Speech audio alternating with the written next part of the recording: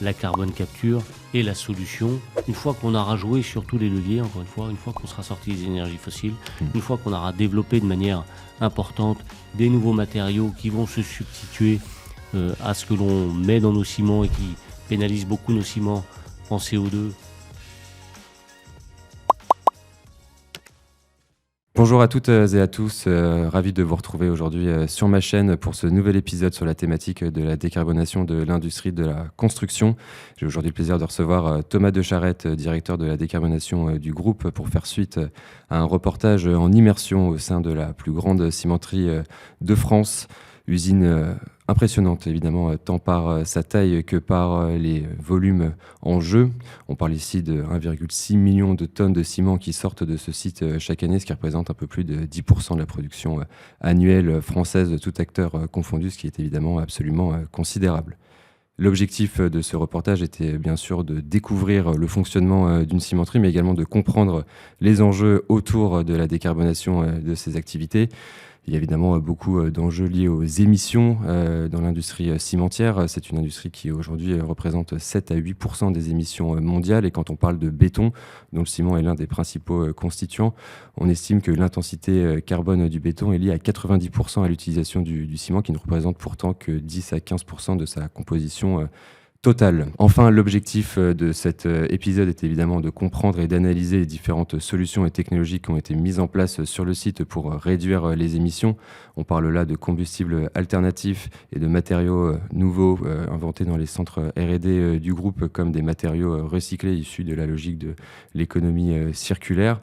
Aujourd'hui, plein de projets sont mis en place pour atteindre des objectifs ambitieux. Au sein du groupe, on vise une réduction de 50% des émissions d'ici 2030 par rapport à celle de 2015, et quand j'ai réalisé ce reportage, 50% de cet objectif avait été atteint, c'est-à-dire une réduction de 25%, donc une belle marge qui a été atteinte, mais un grand parcours reste encore à accomplir. Et aujourd'hui, j'ai le plaisir de te recevoir, Thomas, pour parler de tout ça. En tant que directeur de la décarbonation du groupe, est-ce qu'avant qu'on rentre dans le vif du sujet, et plus particulièrement des technologies de carbone capture, tu pourrais parler un peu de ton parcours au sein du groupe ? Oui, merci Vincent, merci de me recevoir. Donc effectivement, moi j'ai passé de très nombreuses années dans le groupe Lafarge, toujours dans l'industrie du ciment. J'ai fait un certain nombre de choses qui fait que je connais quand même très bien cette industrie. J'ai d'abord travaillé plutôt sur les sites industriels. J'ai dirigé un certain nombre de cimenteries. Puis je suis passé du côté du commerce pendant quelques années. Donc j'ai vendu nos produits, expérimenté cette relation client et les enjeux qu'avaient aussi nos clients sur la mise en œuvre de nos produits, mais également, c'était les prémices à ce moment-là, effectivement, des enjeux liés à l'empreinte carbone de nos produits. Et puis enfin, je me suis aussi occupé de supply chain, de logistique, d'arriver à lier d'un côté les sites de production avec nos clients et voir comment les servir au mieux au travers d'une logistique optimisée. Et enfin, depuis maintenant quasiment 4 ans, je m'occupe effectivement de la stratégie de décarbonation de nos sites industriels, avec comme enjeu principal de définir une trajectoire, de définir une feuille de route, et puis de mettre en œuvre et de se mettre dans les meilleures conditions pour mettre en œuvre tous ces projets, dont certains sont effectivement très complexes, pour arriver à se décarboner et atteindre nos objectifs, qui, je le rappelle, sont d'être quasiment à zéro émission de carbone en 2050 et de réduire de 50% nos émissions à l'horizon 2030. Un parcours passionnant, effectivement, ça te permet d'avoir, je pense, une vision 360 un peu sur toutes les problématiques et les enjeux de ton industrie aujourd'hui. Donc voilà, je l'évoquais en introduction, ce reportage que j'ai effectué dernièrement sur votre usine de Saint-Pierre-la-Cour. On a vu pas mal de leviers et aujourd'hui, l'idée, c'est de se focaliser sur une technologie qui fait couler pas mal d'encre, celle de la carbone capture. Alors l'idée, c'est, avant de rentrer dans le vif du sujet, de peut-être un peu définir aussi ce que c'est, comment ça fonctionne. Alors le nom parle de lui-même. On sait qu'il y a deux familles, ce qu'on appelle alors le direct air capture, qui est un peu, on va dire, des espèces de grands panneaux avec des ventilateurs qui aspirent l'air, et ça, c'est d'ailleurs aujourd'hui, je pense, les technologies les plus décriées, parce qu'on estime que voilà, entre l'énergie et le coût que ça a de capturer le carbone et puis ce que ça réalise en réalité, on est encore loin d'être à l'échelle. Et puis il y a les technologies dont on parle aujourd'hui, plutôt de CCUS, donc Carbon Capture, Utilization and Storage, qui sont là cette fois-ci, il me semble, donc plus des filtres qu'on met directement à la sortie des cheminées, là où il y a un point de concentration de CO2. Alors peut-être, est-ce que tu pourrais nous expliquer un peu de quoi il retourne exactement ? Oui, bien sûr. Alors, simplement, évidemment, un petit élément de contexte pour essayer de repositionner cette technologie que tu décris dans l'ensemble des enjeux de la décarbonation. La carbone capture, qui vise effectivement à capter le CO2 là où il est émis, donc dans nos sites industriels à la cheminée. On a une seule source d'émission et c'est là qu'on veut effectivement capter le CO2. Pourquoi on développe cette technologie? Avant de rentrer un peu plus en détail, c'est parce qu'il y a une grande partie de notre CO2 qui est émis, que l'on considère comme un CO2 de process quasiment inévitable. Il est inévitable, pourquoi? Parce qu'il provient de la matière première. Tu as visité notre site de Saint-Pierre-la-Cour, tu t'es rendu compte de la taille de la carrière et des enjeux de matière première dont on a besoin. Donc ce calcaire qu'on vient chercher, qui est la base même pour fabriquer le ciment, il contient lui-même du CO2. Et donc quand on va le passer dans nos fours, le CO2 va se dégager et il a besoin de se dégager pour que la transformation chimique s'opère. Donc on est face à effectivement une complexité qui est notre matière première renferme le CO2 qui est émis derrière et donc on y reviendra après, il y a un certain nombre de leviers pour réduire ces émissions, mais à un moment donné, on bute et on se retrouve à ne plus pouvoir réduire par des leviers, on va dire, traditionnels ou en tous les cas accessibles dans un délai, dans un temps relativement court, et on a besoin de recourir à la carbone capture. La carbone capture, c'est quoi? C'est effectivement mettre après nos cheminées un système qui va traiter les gaz de manière encore plus extrême que ce que l'on fait aujourd'hui, afin de les laver complètement et de ne retirer de ces gaz uniquement le CO2. Un process en plusieurs étapes, avec effectivement ces premières étapes de lavage, traitement, filtration à l'extrême, pour ensuite, une fois que le CO2 s'est concentré dans ces effluents gazeux, on va le liquéfier par une distillation. Nous, on utilise une technologie qui va utiliser le froid et de la consommation électrique. Par cryogénie, du coup. Par cryogénie, voilà exactement. Cette technologie de cryogénie qui distille le CO2 dans des conditions de température et de pression bien déterminées et qui extrait à un niveau de pureté très très élevé le CO2. Et une fois qu'on l'a extrait, et bien derrière, effectivement, il est disponible pour être transporté et acheminé dans les endroits où on va vouloir le séquestrer de manière définitive. Voilà, c'est vrai. Donc vous, là, l'enjeu, c'est de le séquestrer derrière, ce qu'on disait donc, tout à l'heure, il y a le Carbon Capture Utilization and Storage. Donc le utilisation, c'est certaines personnes qui vont transformer, je crois qu'on coupe le CO2 avec de l'hydrogène pour en faire du e-méthanol, qui permet de générer des carburants alternatifs. Et l'autre solution, c'est de le séquestrer. Donc là, on l'a dit, il faut le refroidir, le liquéfier, etc. Et ensuite, alors du coup, où est-ce qu'on va le stocker, ce CO2? Oui, alors effectivement, l'enjeu derrière, c'est d'aller le séquestrer de manière définitive, puisque ce CO2, on ne veut plus qu'il soit émis dans l'atmosphère. C'est évidemment le but.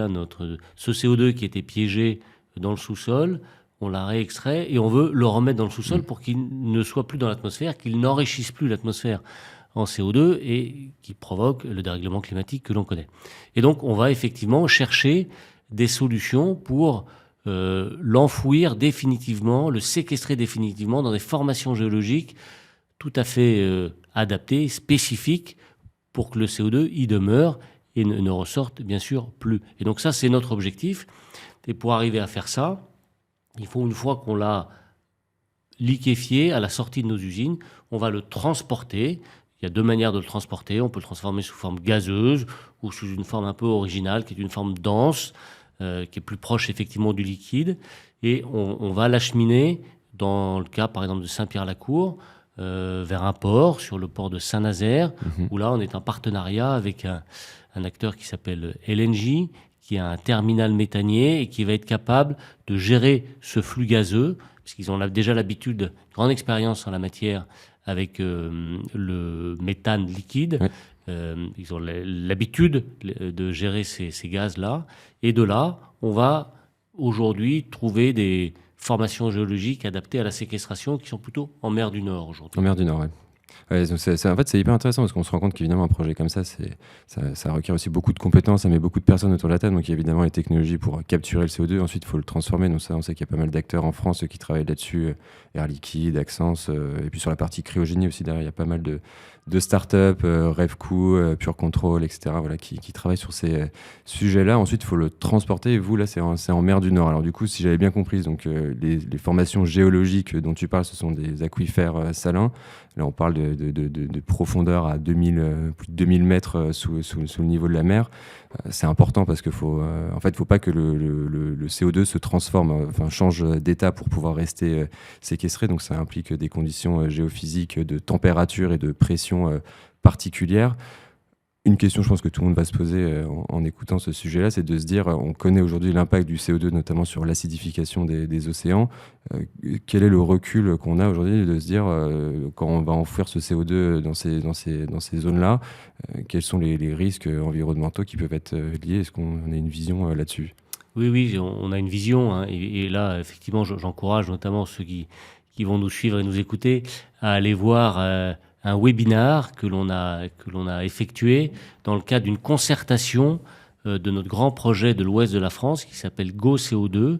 Ce projet GoCO2, il regroupe plusieurs grands émetteurs de CO2, donc évidemment nous-mêmes, hein, avec notre cimenterie de Saint-Pierre-la-Cour, mais on a aussi une cimenterie de Heidelberg Materials, on a une usine de Chaux avec l'Ouest, et tous autant qu'on est, on a cet enjeu de ce CO2 inévitable, et donc on s'est réunis sous forme d'un cluster.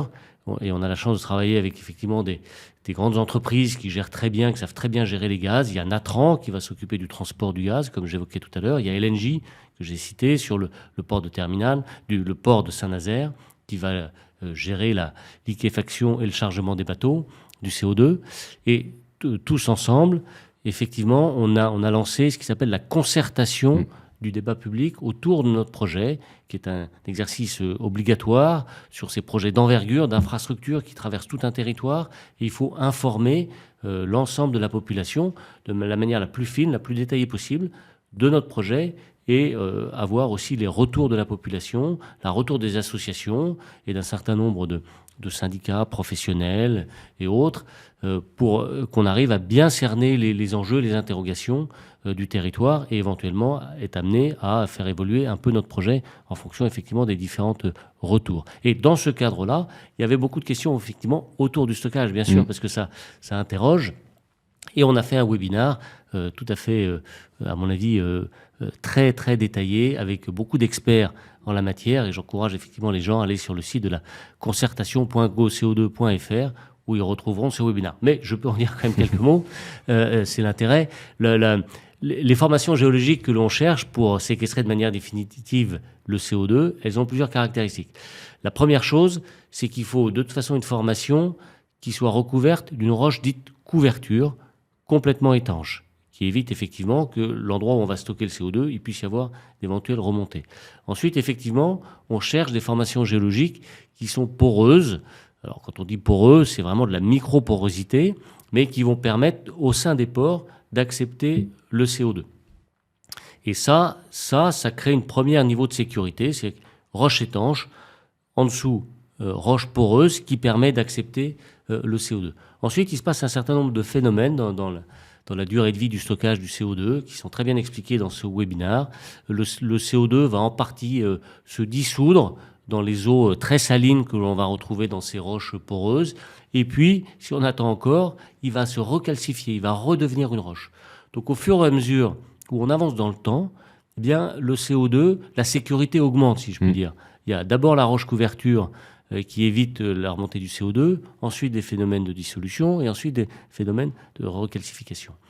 Et ces formations géologiques, elles sont effectivement recherchées parce que l'on a énormément d'informations, notamment en mer du Nord, parce qu'il y a eu énormément d'exploration, mais aussi dans tout un tas d'autres endroits. Ce que je veux dire, c'est pourquoi s'intéresser d'abord, pourquoi envoyer ce CO2 en mer du Nord? Est-ce qu'on n'a pas en France un moyen de le faire de manière plus proche de nous? C'est une excellente question parce qu'effectivement, l'enjeu, c'est de ne pas forcément dépendre de stockage qui serait très éloigné. Et on comprend bien que plus on s'éloigne, plus la chaîne de la valeur va coûter cher. Et donc, on a intérêt à essayer de trouver une chaîne de la valeur la plus courte. Alors, en France, il y a une grande étude qui a été menée il y a maintenant 2 ans, qui s'appelait Evasto CO2, pour évaluer les capacités de stockage du CO2 en France. Et on a trouvé qu'il y avait des endroits où, effectivement, il y avait des potentielles capacités de stockage. On parle toujours au conditionnel, parce que tant qu'on n'est pas allé jusqu'au bout de la qualification de ces stockages, on ne peut pas considérer que c'est des stockages qui sont certains. Mais il y a un certain nombre d'endroits, notamment le sud-ouest de la France, c'est un endroit tout à fait propice.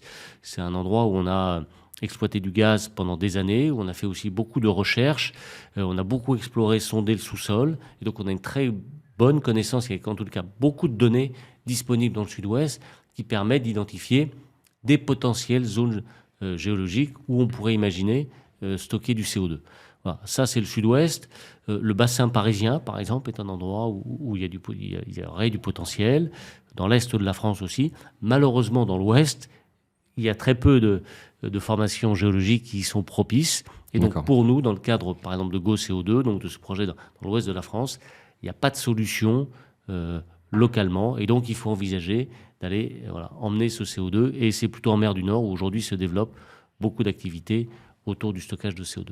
Très clair. Et tu as aussi soulevé un point important, c'est vrai que tout ça, c'est une chaîne de valeur qui met du coup beaucoup d'acteurs autour de la table et qui implique des investissements conséquents. Alors, deux questions en une. On entend souvent dire que, par exemple, dans le cas d'une cimenterie, ces infrastructures de capture de CO2 coûtent le même prix, voire plus cher que la cimenterie elle-même. Et quand là, on t'entend parler, on se dit, tiens, finalement, ok, le CO2, il est récupéré, il va être stocké, donc il n'y a pas forcément on n'en retire pas forcément quelque chose de financier, alors que dans le cadre de l'utilisation, on peut se dire, tiens, finalement, les carburants alternatifs que j'évoquais tout à l'heure pourraient être revendus, ça ferait partie d'un business model. Alors aujourd'hui, peut-être pour avoir une idée un peu de l'échelle, de quoi on parle en termes de montant, et puis aussi derrière, quel est le retour sur investissement que vous en attendez?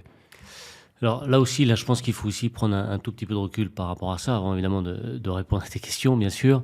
C'est de dire, le CO2 que l'on va traiter au travers de la carbone capture, c'est vraiment le CO2 qu'on n'est pas capable de traiter autrement. Oui. C'est vraiment les dernières tonnes de CO2 qu'on n'est pas capable de traiter autrement. Ça, je pense que c'est un point qui est important de rappeler. Et ça, c'est vraiment très important. C'est-à-dire qu'on a d'abord un certain nombre de choses à faire et qu'on a déjà démarré. Par exemple, sortir des énergies fossiles. C'est quelque chose qui est très avancé chez nous. Il y a à peu près 30% de nos émissions qui viennent de la combustion. Donc, on doit travailler là-dessus. Et on y travaille. Et là, effectivement, valoriser des déchets que l'on va recycler, des déchets de biomasse qu'on ne sait pas recycler autrement, et les valoriser de manière énergétique dans une cimenterie, voilà, ça c'est très pertinent et ça permet de réduire les émissions de CO2 à un coût acceptable. Mais il y a ce plafond de verre.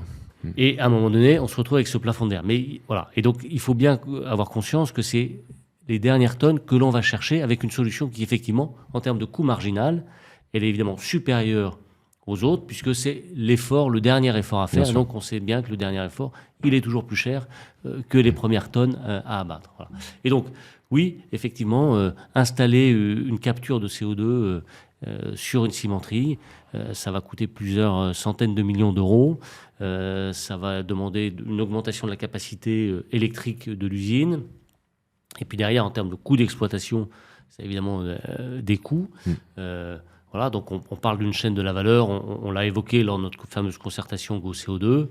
On n'est pas très loin, peut-être 200 € aujourd'hui la tonne de CO2 séquestrée dans le sous-sol. Donc, où est l'équilibre économique autour de tout ça? Il faut mettre en regard de ça, aujourd'hui, la taxe carbone, ou les quotas EU, ETS, pour ceux qui ont l'habitude de ce jargon-là, mais disons la taxe carbone que nous, on paye en tant qu'industriels, émetteurs. Aujourd'hui, le CO2 de cette taxe carbone, le CO2 est aux alentours de 70 €. Et il y a un enjeu très fort, et la réglementation européenne change, elle change à partir de 2026 d'ailleurs, pour faire en sorte que ce prix du CO2 augmente, de telle sorte que ces investissements-là trouvent un équilibre économique en disant je préfère investir plutôt que de payer une taxe qui va être évidemment plus chère que mon investissement. L'enjeu est là. Un autre point aussi qui me paraît important, je voudrais évoquer la valeur d'action pour le climat par le rapport Kiné, et qui est un élément qui conduit les politiques publiques en termes d'investissement et de subvention. Parce que bien sûr, c'est des projets qui sont aussi chers que ceux qu'on évoque à l'instant. Ils ont besoin, pour démarrer, d'une subvention publique. La subvention publique, elle est là pour faire démarrer des projets dans une échelle de temps plus courte, parce qu'il y a une ambition politique très forte à court terme, que si on avait laissé l'opérateur privé gérer, investir par lui-même. Puis derrière, il y a aussi tout l'enjeu de la compétitivité, évidemment. Parce que en France, comparé à d'autres pays européens et même à l'échelle du monde, on est quand même assez avancé et assez dur sur nos industriels en termes de réglementation, ce qui est une très bonne chose. Mais par contre, derrière, comme tu dis, ça implique des investissements qui sont conséquents. Et puis, tout investissement a une répercussion aussi sur le prix final de ce que vous vendez. Et puis, derrière, un prix qui augmente, c'est une perte de compétitivité par rapport à la concurrence. Donc, la subvention aide aussi à accéder à ce type de projet de manière plus rapide. Exactement. La subvention, elle permet d'aller plus rapidement et elle se regarde vis-à-vis d'un objectif ambitieux et d'une politique ambitieuse. Et c'est là que je reviens une seconde sur la valeur d'action pour le climat. Lorsqu'on évalue le besoin de réduction du CO2 en France par rapport à l'ambition de la politique publique et de dire qu'il faut réduire de 50% les émissions à horizon 2030 et qu'on met au regard donc de ce volume de CO2 que l'on doit réduire et qu'on met ça au regard des technologies existantes, de la capacité de la forêt française à piéger du CO2. On met tout ça dans une équation et on se rend compte que jusqu'à 300 € la tonne de CO2 évité à horizon 2030, ça vaut le coup d'investir. D'accord. Voilà. Et donc c'est vraiment un driver important et qu'il faut bien comprendre, c'est que réaliser les politiques publiques au travers de cet enjeu CO2, eh bien ça veut dire que ça vaut la peine d'investir dans des solutions pour les tonnes marginales.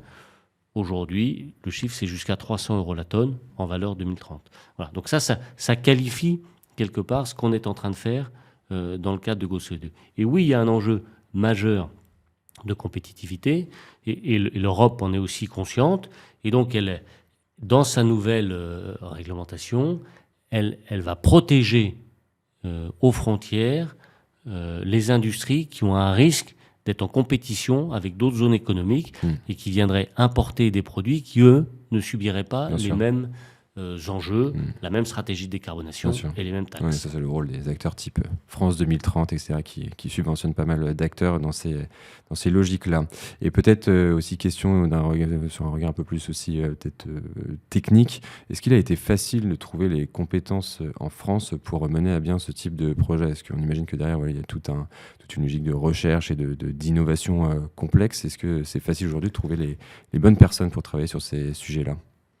C'est le sujet clé dans toute transformation, dans toute forme de révolution industrielle. On a l'habitude de dire qu'on est en train de vivre une forme de révolution industrielle et toutes les révolutions industrielles, elles doivent s'appuyer sur un certain nombre de piliers clés. Il y a l'innovation, les infrastructures et les compétences. Voilà. Et donc l'innovation, on voit bien qu'elle est en pleine accélération aujourd'hui. Il y a beaucoup de recherches et en France, on a la chance d'avoir beaucoup aussi d'institutions en termes d'innovation qui sont très performantes. Nous-mêmes, au sein du groupe Holcim, on a un grand centre de recherche et d'innovation qui est basé à Lyon, qui travaille énormément sur ces sujets-là. Les infrastructures, on est en plein dedans, puisqu'on va aujourd'hui devoir gérer, transporter des gaz, il va falloir développer des infrastructures. Et les compétences, c'est clé. Et aujourd'hui, effectivement, on est à la recherche et on se met en partenariat avec des universités, avec des écoles, pour amener les compétences actuelles à travailler sur ces sujets de la transition énergétique. Et on voit une vraie appétence pour ces sujets-là. Et donc, on est assez confiant d'avoir dans les années qui viennent les bonnes compétences. Mais effectivement, ça se travaille dès maintenant parce qu'on va effectivement avoir besoin de nouvelles compétences dans nos sites. Et les projets que l'on vit aujourd'hui sont des projets qu'on n'a pas connus depuis des dizaines d'années. Et donc, il faut effectivement rapidement ramener les bonnes compétences sur ces sujets-là. Bien sûr. Et alors peut-être aussi pour revenir un peu à ce que je disais en introduction, donc on disait là, le groupe, c'est donc un objectif de réduction de 50% des émissions d'ici 2030. Là aujourd'hui on est à peu près à 25%. Et là peut-être pour remettre les technologies de carbone capture dans leur logique, là quel est l'objectif avec ces infrastructures-là? Quelle part de la réduction des émissions on va chercher avec ce type de projet? C'est des projets qui vont pouvoir, à l'échelle d'un site, pratiquement réduire à presque zéro les émissions de CO2 à l'échelle d'un site. Voilà. Si on prend le site de Saint-Pierre-la-Cour, quand on aura développé la capture, qu'on aura capturé l'intégralité du CO2, alors il y a un tout petit peu, si on fait l'analyse du cycle de vie carbone, évidemment, du projet, il faut comptabiliser le carbone qu'on aura dépensé pour fabriquer Bien sûr. les pipelines, etc., les bateaux, la construction des bateaux. Mais à l'échelle du projet, c'est relativement marginal.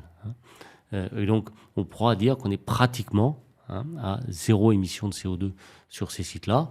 Et évidemment, à l'échelle du pays, ça a une importance très forte. C'est pour ça que dans l'ambition de dire il faut réduire de 50% à horizon 2030 nos émissions de CO2, nous, en tant que Lafarge France, eh bien, il faut qu'on déploie à cet horizon de temps-là une première capture sur un de nos sites pour atteindre ces objectifs-là. Entendu. Et peut-être dernière question pour ouvrir sur un fait d'actualité. On a vu début février ArcelorMittal qui s'engage dans la production d'acier vert, qui a annoncé un investissement, je crois, de 1 milliard, un peu plus d'1 milliard sur un four électrique pour produire ces aciers à Dunkerque. Aujourd'hui, là, on t'entend nous expliquer du coup que toutes ces technologies de carbone capture, ça coûte du coup plusieurs centaines de millions d'euros. Est-ce que ces technologies-là seront encore pertinentes, par exemple, si on arrive à mettre en place un four électrique? Est-ce que ce n'est pas forcément des technologies qu'on avait vues venir? Enfin, moi, j'en ai pas forcément encore entendu parler. Comment on met ça au rapport de ce type d'innovation qui arrive sur le marché? En fait, on est sur des process très différents entre le métier des aciers, des hauts fourneaux et nos métiers à nous. Le four électrique est une technologie tout à fait qualifiée dans une échelle de temps relativement courte pour arriver à commencer à décarboner les aciers. Dans notre cas à nous, le four électrique est loin d'être une solution technologique accessible à court terme.